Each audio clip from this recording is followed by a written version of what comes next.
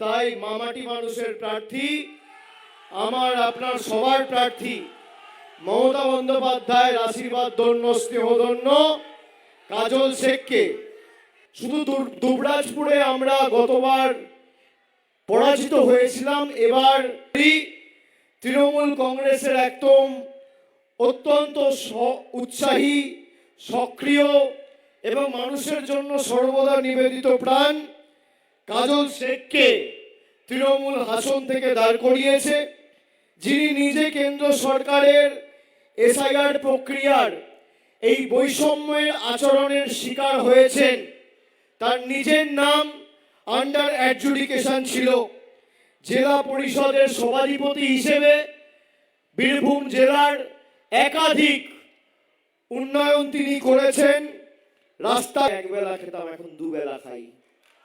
আমাদের লোকসভায় বোলপুর এবং বীরভূম দুটো লোকসভাতেই আমাদের ব্যবধান বেড়েছিল, কিন্তু তুলনামূলকভাবে 50,000-এর ব্যবধান আমাদের 38,000 হয়েছিল। এবার যে স্বতঃস্ফূর্ততা আমি লক্ষ্য করেছি, মানুষ আগামী 23 তারিখ লাইনে দাঁড়িয়ে ভোট দিলে শুধু দুবরাজপুরে আমরা গতবার পরাজিত হয়েছিলাম, এবার 11-0 তৃণমূলের পক্ষে হওয়া এই বীরভূম জেলা থেকে সময়ের অপেক্ষা। এবং হাসন বিধানসভা থেকে 50,000-এরও বেশি ব্যবধানে, আগের বারের ব্যবধান টপকে গিয়ে 50,000-এর বেশি ব্যবধানে তৃণমূল প্রার্থীকে জেতাতে হবে। এবার প্রার্থী পরিচিতি যদি আমি আপনাদের সামনে তুলে ধরি, তৃণমূল কংগ্রেসের একদম অত্যন্ত উৎসাহী, সক্রিয় এবং মানুষের জন্য সর্বদা নিবেদিত প্রাণ কাজল শেখকে তৃণমূল হাসন থেকে দাঁড় করিয়েছে, যিনি নিজে কেন্দ্র সরকারের এসআইআর প্রক্রিয়ার এই বৈষম্যের আচরণের শিকার হয়েছেন। তার নিজের নাম আন্ডার অ্যাডজুডিকেশন ছিল।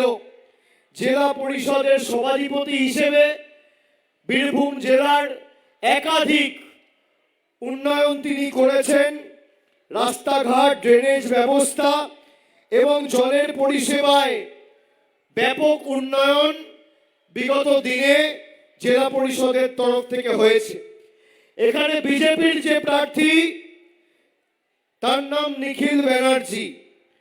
মানুষের সাথে কোনো যোগাযোগ নেই, হুমকি দেওয়া এবং দাঙ্গা বাঁধানো ছাড়া আর তিনি কিছু করেননি। মানুষ চেনে না, মানুষ জানে না এবং মানুষের সাথে কোনো পরিচিতি নেই। চ্যালেঞ্জ মোদিজি, আপনি দেশের প্রধানমন্ত্রী, বিজেপির নেতা, আপনাকে চ্যালেঞ্জ রইল। আপনি 9 তারিখ যখন আসবেন, গত 5 বছরে আপনার সরকার বীরভূমে কটা মায়েদের জন্য লক্ষ্মীর ভান্ডারে সহায়তা করেছে, এরা এনেছে। চলে যান দুবরাজপুরে, বিজেপির বিধায়ক জিতেছিল। আমাকে যদি দেখাতে পারেন বাড়তি 10 পয়সার প্রজেক্ট কেন্দ্র সরকার দুবরাজপুরের জন্য দিয়েছে, আমি রাজনীতি করব না। যদি দিল্লিতে আর গুজরাটে। আর আমি আপনাদের কথা দিয়ে যাচ্ছি, আমি যতটুকু আমার সামর্থ্য রয়েছে আমার লোকসভা কেন্দ্রে আমি যেভাবে প্রত্যেকটা বিধানসভা আমার লোকসভার অন্তর্গত আমি বৃহত্তর পরিবারের মতো বুক দিয়ে আগলে রেখেছি, এই হাসন বিধানসভাকেও আমি আগামী দিন বুক দিয়ে আগলে রাখবো। উন্নয়নের সার্বিক দায়িত্ব দায়ভার আমার, কিন্তু সবাইকে ঐক্যবদ্ধ হয়ে লড়তে হবে।